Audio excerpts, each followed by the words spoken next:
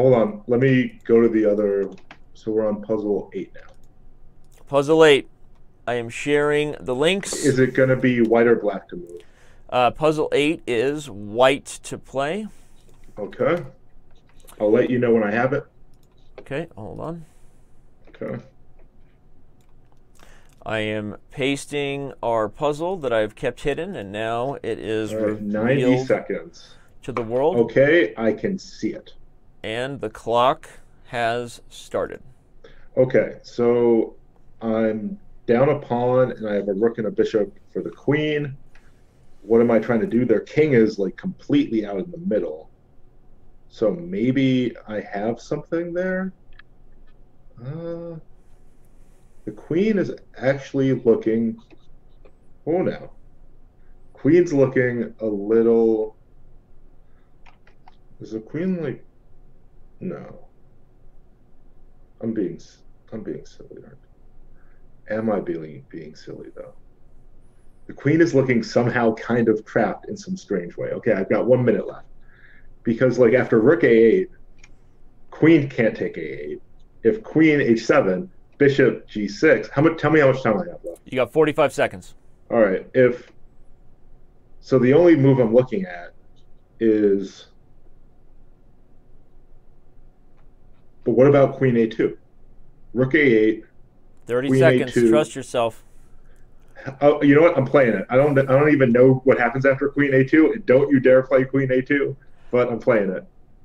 Oh, sorry, I had to pause the clock. Okay, you actually, and this actually matters now, so I'm going to add a few seconds back. Let me do that real quick. While you try to figure out what happens on queen a2, I'll say that you got it right. You got it right. Oh, yeah. Queen a2, just rook takes a4. Okay. Very good. You have 24 seconds for the final puzzle. Yes. So, everybody, this is actually a composition. I don't think this is from a real game. This is, it's hard for me to remember because I have a database of about 750 puzzles that I have just gathered over time from my favorite books, my favorite games, my favorite.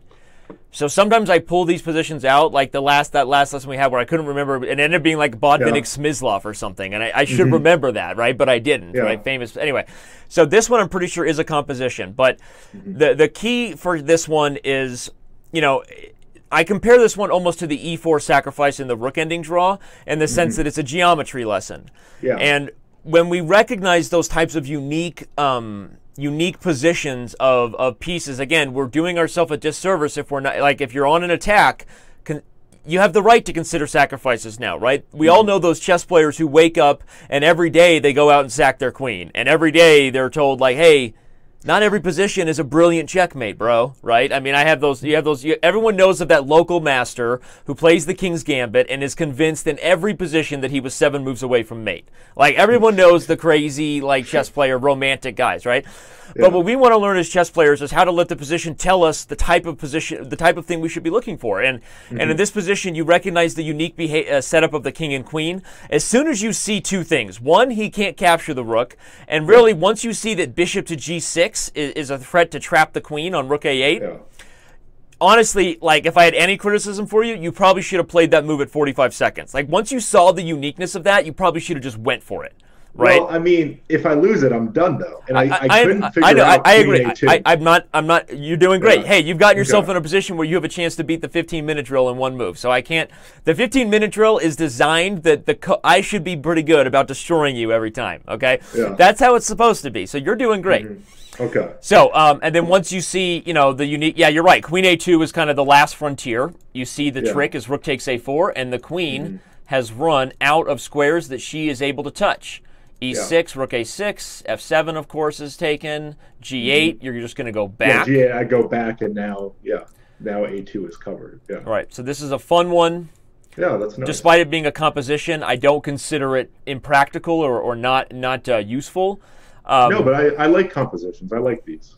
Well, it's hard. I think there's debate in that. Some people don't like them as much. I think that here's one thing to remember. Yes, in general, compositions will have something about them that is not necessarily impossible, but maybe improbable at times.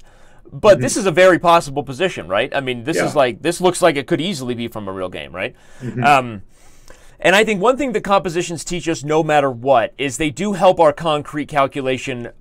Remember, I talked about pushing up the cloud. We all have those limits, and I go there, he goes there, I go there, he goes there, where we stop calculating, not because we have an answer, but because we feel like we've lost the thread.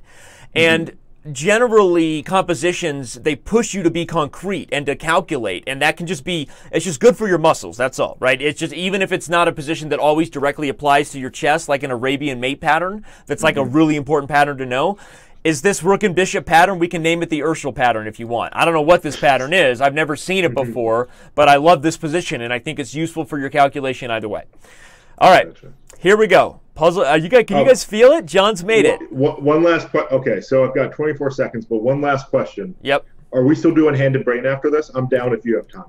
Yeah, let's do one game. We'll do one hand and brain game.